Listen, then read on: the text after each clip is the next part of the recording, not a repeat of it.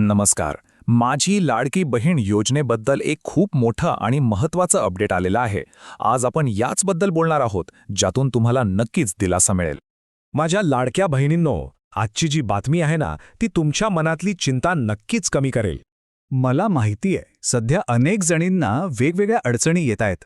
कोणाचा जानेवारीचा हप्ता अडकलाय, कोणाची ई-केवायसीची प्रक्रियाच पुढे सरकत नाहीये आणि काही जणींना तर नोव्हेंबर-डिसेंबरचे पैसेही मिळालेले नाहीयेत. म्हणूनच आजची ही सविस्तर माहिती तुमच्यासाठी खूप महत्त्वाची आहे. यातून तुम्हाला दिलासा पण मिळेल आणि एक विश्वासही वाटेल. चला तर मग एक एक करून सगळं काही व्यवस्थित समजून घेऊया. सगळ्यात पहिला आणि महत्त्वाचा प्रश्न जो सगळ्यांनाच पडलाय तो म्हणजे जानेवारीच्या हप्त्याचं काय, पैसे नेमके कधी येणार आणि त्यासाठी निधी मंजूर झाला आहे की नाही, चला पाहूया. तर जानेवारीचा हप्ता कधी येणार याचं उत्तर आता थेट सरकारकडूनच आलेलं आहे. मिळालेल्या माहितीनुसार जानेवारी महिन्याचा हा 1500 रुपयांचा हप्ता याच महिन्याच्या अखेरपर्यंत तुमच्या खात्यांमध्ये जमा व्हायला सुरुवात होईल. आणि हो, ही गोष्ट आता 100% खरी आहे, कारण महिला व बाल विकास मंत्री आदिती तटकरे यांनी स्वतः हे स्पष्ट केलंय की जानेवारीच्या हप्त्यासाठी तब्बल 393 कोटी 25 लाख रुपयांचा निधी मंजूर झाला आहे. म्हणजे पैसे थांबलेले नाहीत, फक्त प्रक्रिया सुरू आहे हे लक्षात घ्या. आता पुढे काय होऊ शकतं यावरही थोडं बोलूया. असं दिसतंय की येत्या अर्थसंकल्पीय अधिवेशनात हप्त्याची रक्कम वाढवण्यावर काहीतरी निर्णय होऊ शकतो. चला आता दुसऱ्या महत्त्वाच्या मुद्द्याकडे वळूया. तो म्हणजे ई-केवायसीची अडचण, ज्यामुळे अनेक जणींना त्रास होतोय. पण आता सरकारने त्यावर एक खूप सोपा आणि थेट उपाय आणला आहे.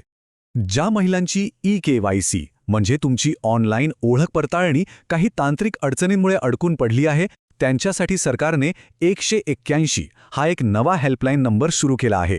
तुम्ही या नंबरवर फोन करून तुमच्या तक्रारी आणि शंका थेट मांडू शकता. तिथे तुम्हाला मदत करण्यासाठी खास प्रशिक्षित लोक असणार आहेत.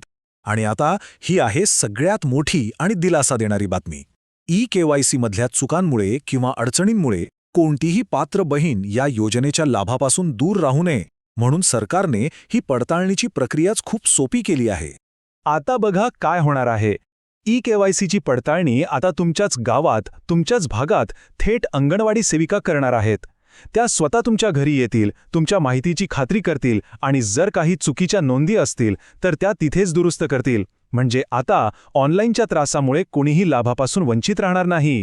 आता आपण शेवटच्या पण तितक्याच महत्त्वाच्या मुद्द्यावर बोलूया. ज्यांना मागचे हप्ते मिळालेले नाहीत त्यांचं काय, आणि या योजनेबद्दल जी एक भीती मनात आहे ती कशी दूर करायची याबद्दल जाणून घेऊ. ज्या महिलांना नोव्हेंबर किंवा डिसेंबर महिन्याचा हप्ता मिळालेला नाहीये त्यांच्यासाठी पण एक चांगली बातमी आहे.